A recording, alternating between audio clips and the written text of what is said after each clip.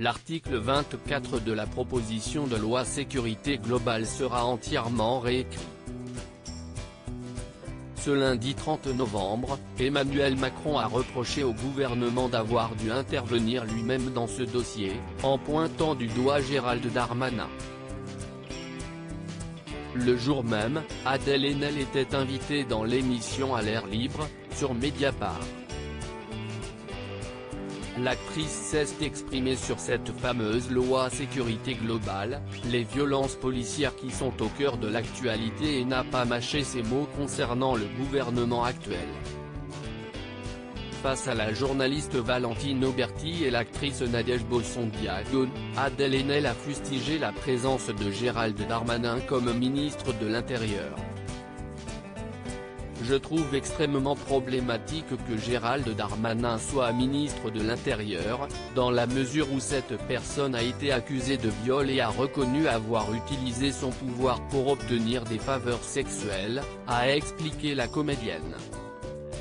Pour rappel, fin 2019, Adèle Haenel avait bouleversé le monde du 7e art, et pas que, en confiant à Mediapart avoir été victime d'agressions sexuelles de la part du réalisateur Christophe Ruggia, quand elle était adolescente.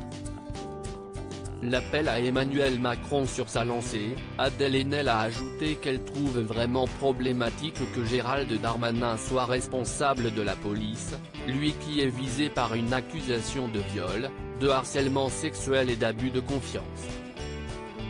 La comédienne de 31 ans a ensuite appelé le président de la République à changer les choses parce que ce n'est pas possible que cette personne s'exprime au nom de la loi, a-t-elle poursuivi. Une personne qui est à ce point problématique du point de vue des violences sexuelles soit ministre de l'Intérieur, c'est un message catastrophique, a-t-elle ajouté.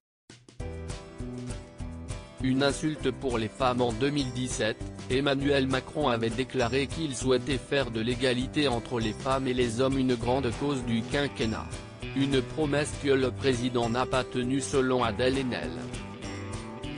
Qu'est ce qu'il envoie comme message quand il nomme cette personne? Qu'est ce que c'est comme insulte pour toutes les femmes qui sont victimes de violences et dont ça détruit la vie? Cette personne ne devrait même pas occuper ce poste, a-t-elle conclu.